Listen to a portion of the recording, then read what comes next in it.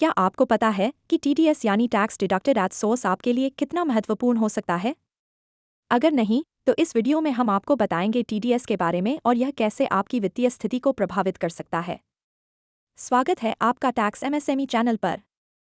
तो सबसे पहले जानते हैं कि टीडीएस होता क्या है। टीडीएस का मतलब है टैक्स डिडक्टेड एट सोर्स, यानी स्रोत पर ही टैक्स काटा जाता है। जब भी आप किसी से पैसे प्राप्त करते हैं, चाहे वह सैलरी हो या किसी सेवा या उत्पाद का भुगतान, तो उस पर टैक्स पहले ही काट लिया जाता है और सरकार को भेज दिया जाता है। आपने अक्सर सुना होगा कि जब आप अपनी सैलरी प्राप्त करते हैं तो कुछ हिस्सा सरकार को सीधे कट जाता है।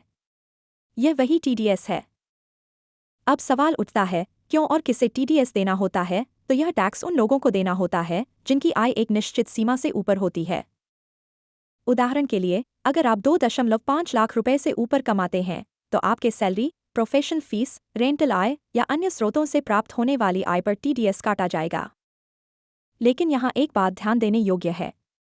टीडीएस आपके टैक्स का अग्रिम भुगतान होता है, यानी आप जितना टीडीएस काटते हैं, उतना कम टैक्स आपको बाद में देना पड़ता है।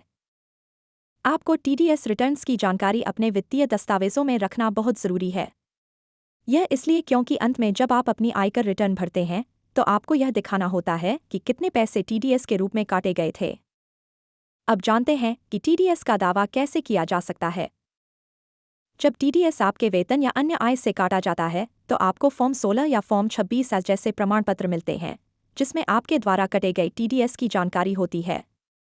इस जानकारी का उपयोग आप अपनी आयकर रिटर्न भरते समय कर सकते हैं।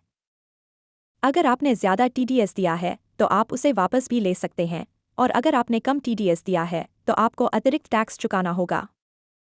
अब बात करते हैं टीडीएस की दरों के बारे में। टीडीएस की दरें आपकी आय के स्रोत और राशि पर निर्भर करती हैं।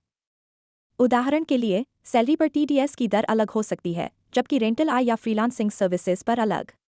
यह दरें सरकार द्वारा हर साल तय की जाती हैं, इसलिए आपको इनकी सही जानकारी रखना बहुत जरूरी है। अब यह जानना जरूरी है कि अगर किसी ने टीडीएस काटने के बाद भी सही टैक्स भुगतान नहीं किया है, तो उस पर जुर्माना और ब्याज लग सकता है। तो दोस्तों, यही था टीडीएस के बारे में।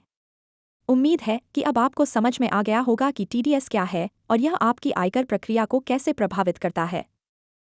अगर आपको यह वीडियो पसंद आया हो, तो लाइक और सब्सक्राइब जरूर करें। और ऐसे ही अन्य जानकारी के लिए टैक्स एमएसएमई चैनल को फॉलो करें। धन्यवाद।